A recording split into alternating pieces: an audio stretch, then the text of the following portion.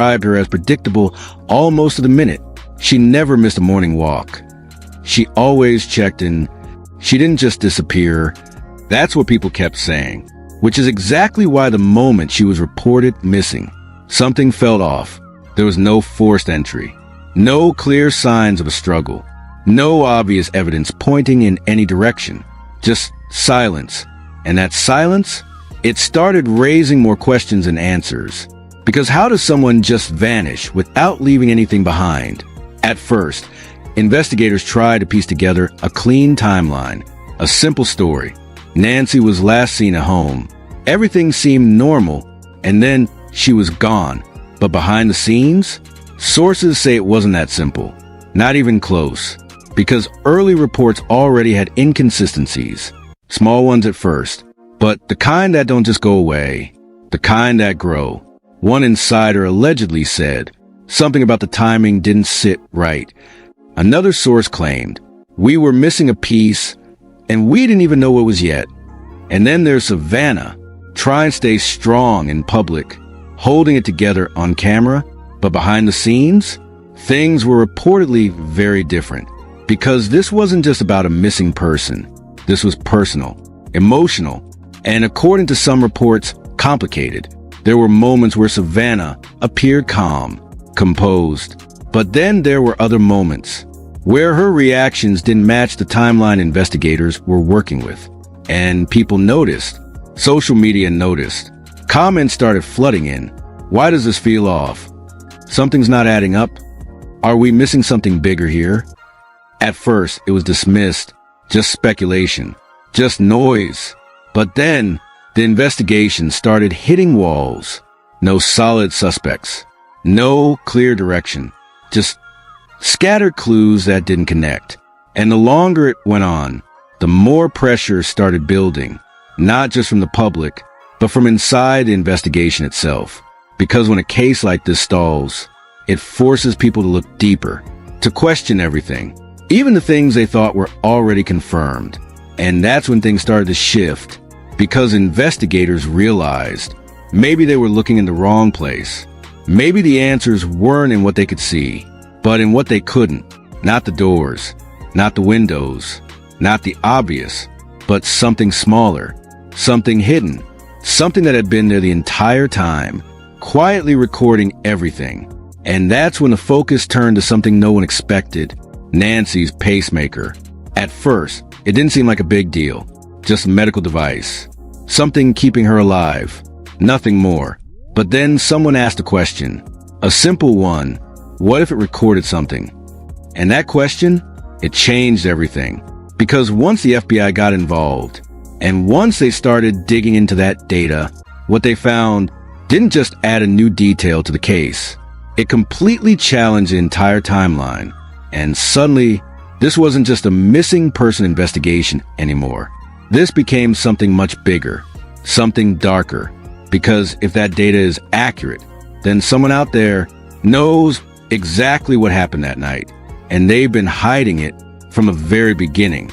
And trust me, what comes next is where things take a turn no one saw coming. Everything changed the moment that data was finally decoded. Because up until that point, investigators were working with a timeline that felt clean, contained, almost controlled. Nancy was believed to be inside her home at a specific time, within a narrow window, and then gone. Simple. Too simple. But the second the FBI analysts started going through her pacemaker data, that entire timeline started falling apart, piece by piece. According to insider leaks, the data didn't just show normal heart activity. It showed spikes. Sudden, violent, unexplainable. One analyst reportedly paused the entire session and said, "Wait, this doesn't match the report." Because at a time when Nancy was supposed to be calm, possibly asleep, her heart rate shot up. Fast, irregular, like something triggered it. Not just a small reaction, but the kind of spike you see during extreme stress, fear, or physical struggle. And it didn't happen once.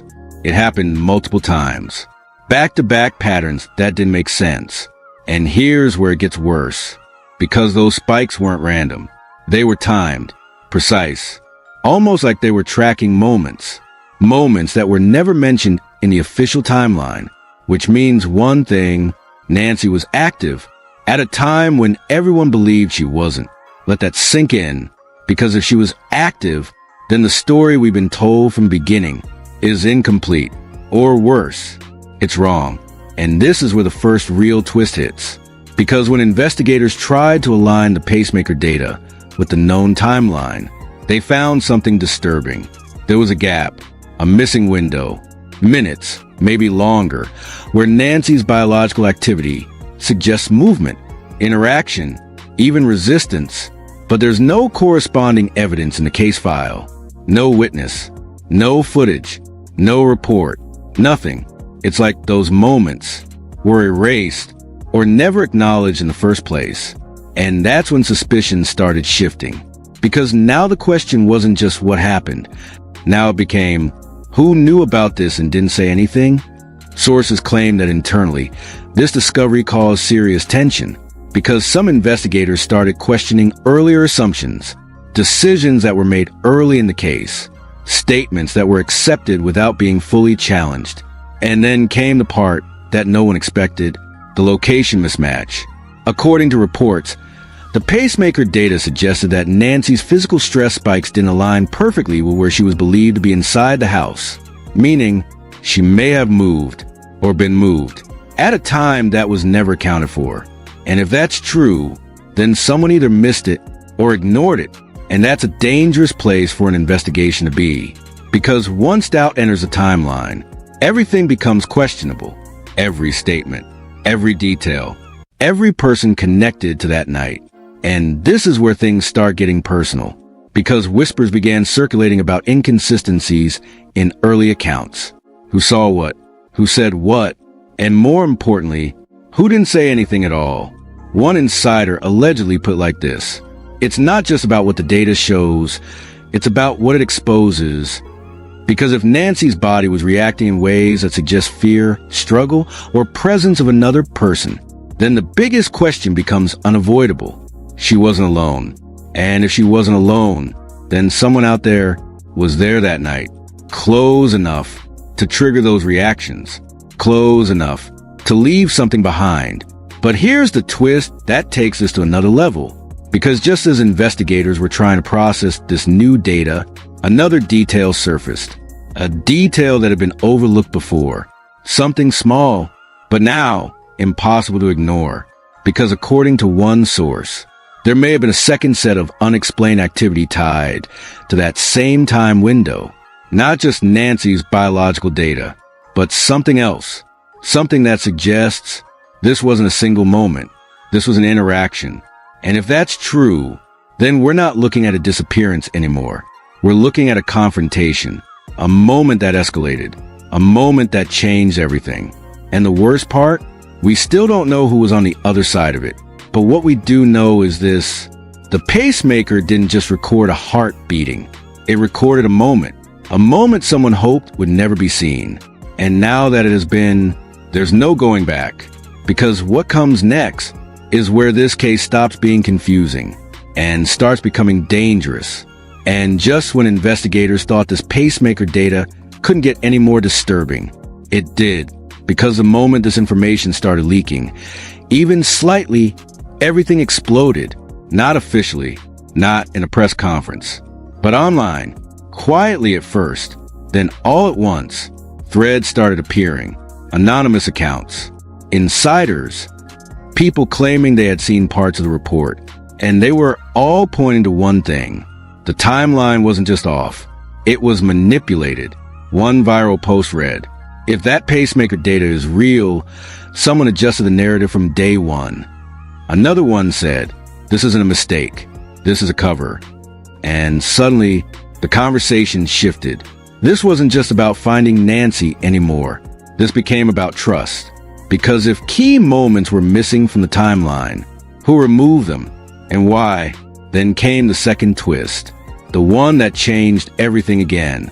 According to a source close to the investigation, there was a specific spike in Nancy's pacemaker data. That didn't just show stress.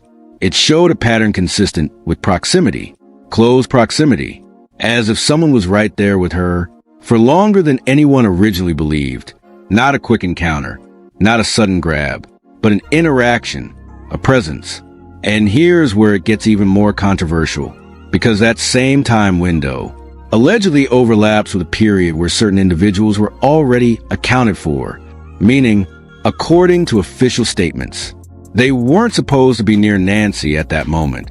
But the data, it tells a different story. And once that detail started circulating, social media lost it. People started digging, replaying old interviews, analyzing body language, pointing out inconsistencies that had been ignored before. Wait, why did they hesitate there? Why did that timeline feel rushed?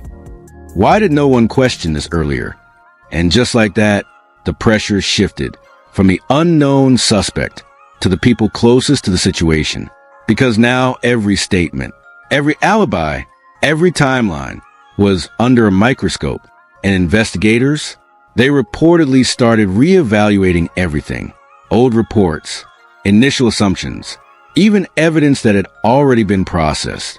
Because once doubt enters a case like this, you don't just move forward, you go back. And when they went back, that's when they noticed something else. Something that had been sitting there the entire time, but never connected.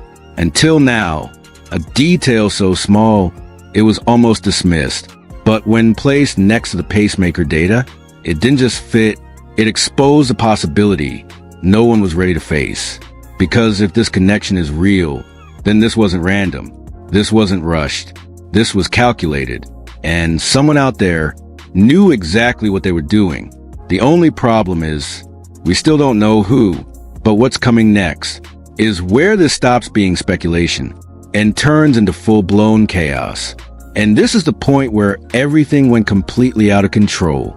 Because once those details started spreading, the internet didn't just react. It exploded. Within hours, the case went from quiet speculation to full-blown online warfare. You had one side saying, "This changes everything. The FBI clearly found something they weren't ready to reveal." And then the other side fired back. Or, "This is being twisted to create a narrative that doesn't exist." There was no middle ground, no calm discussion, just chaos. Hashtags started trending. Hashtag pacemaker truth. Hashtag justice for Nancy. Hashtag hidden timeline. People were picking sides without hesitation. Some were convinced this was the breakthrough everyone had been waiting for. Others believed it was dangerous misinformation spiraling out of control. And then came the influencers. True crime creators, commentators, even low-level insiders. Everyone wanted a piece of this story. One viral creator said, "If that data is accurate, then someone close to this case has been lying from the start." Another pushed back hard. "This is exactly how innocent people get dragged. A data spike doesn't equal guilt." And just like that, the divide got even deeper. Even media outlets started hinting at the controversy, not confirming anything directly, but asking questions that felt loaded. Could new forensic interpretations reshape the timeline? Are earlier assumptions now under review? They weren't saying it outright, but everyone knew what they were implying. And then came the reactions that made things even more intense, because some public figures started weighing in, carefully, strategically, but noticeably. One industry insider posted, "Technology doesn't lie. People do." That line alone went viral in minutes. Millions of views, thousands of comments, endless debate. Was that a shot at someone, or just a general statement? No one knew, but everyone had an opinion. Meanwhile, supporters of the family were pushing back hard, calling out what they believed was exploitation. This is still a real person, a real family.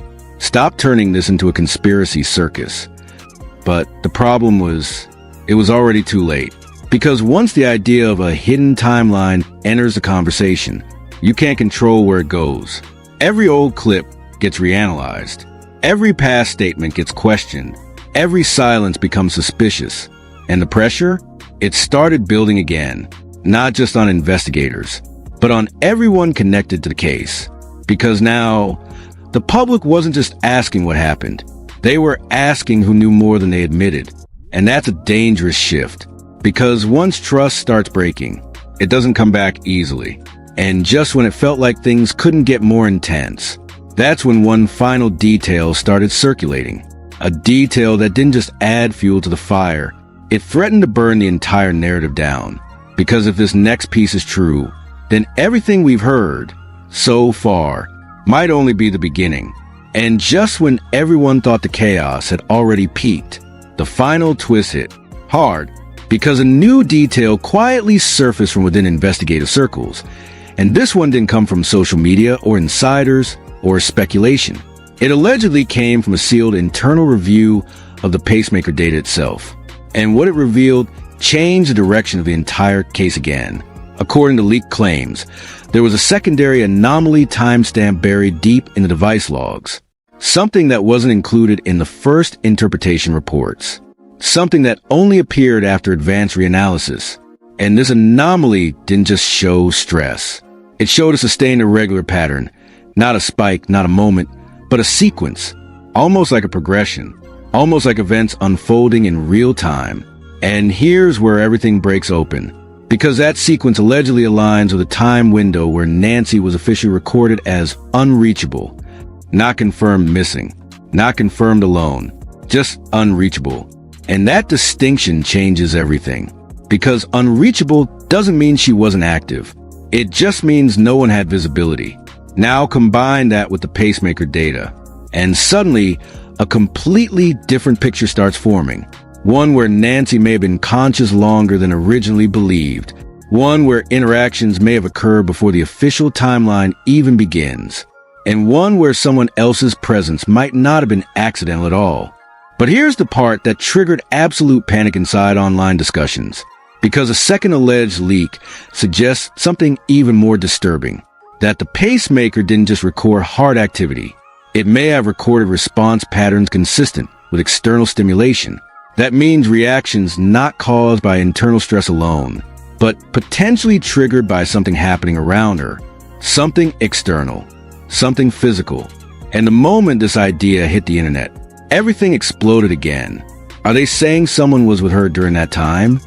That would destroy the entire official timeline. This is way bigger than a missing person case now. But just as quickly as the theory spread, pushback intensified. Experts online started warning people. Pacemaker data is complex. It can be misinterpreted. Correlation is not proof. This is how misinformation spreads. And now the case sits in complete contradiction. Two realities forming at the same time. One side believing this is the breakthrough that exposes everything, and the other side insisting this is a dangerous overreach built on misread data. But the most unsettling part? No official body has confirmed or denied the anomaly publicly. Silence. Again. And that silence is what's making everything worse. Because in cases like this, silence doesn't calm things down. It fuels them. And now the biggest question isn't just what happened to Nancy. It's this. Why does the data keep suggesting a story that no one officially acknowledges? And as investigators reportedly prepare another review of the pacemaker logs, one thing is becoming clear. This case is not closing. It's reopening, deeper than before. And whatever comes next may force everyone to question what they believe from the very beginning. Before we end this video, I need you to think about everything you just heard. Because this isn't just another case update anymore. This is something that keeps getting deeper. Every time new data comes out, every time investigators look again, the story changes. And now the real question is no longer just what happened to Nancy Guthrie. The real question is, why does the evidence keep pointing in directions that don't match the official version? I want you to comment right now and tell me what you honestly believe. Do you think the pacemaker data is the breakthrough that exposes everything, and someone has been hiding the truth from day one? Or do you think this entire thing is being misunderstood and people are reading too much into technical forensic data? Because the internet is completely divided on this right now, and I want to see where you stand. Also answer this. If the data really shows someone else was present during those critical moments, who do you think it could be? Don't just scroll past this, because your opinion matters in cases like this more than people realize. Every comment adds a discussion. Every theory opens a new angle. And sometimes the truth starts to form from what the public notices first. And if you found even one part of this story shocking, make sure you hit the like button so this video can reach more people who are following the case closely. Subscribe to the channel because this is not the last update. In fact, what's coming next might be even bigger than this. There are still unanswered questions, still unexplained gaps, and still details that haven't been fully revealed yet. And as more information comes out, I'll break it down for you step by step, without missing anything important. So turn on notifications, because the next update could change everything again. And I'll ask you one last time before I go, if you were the investigator on this case right now, what would you focus on first? The pacemaker data, or the people closest to Nancy? Let me know below. I'll see you in the next video.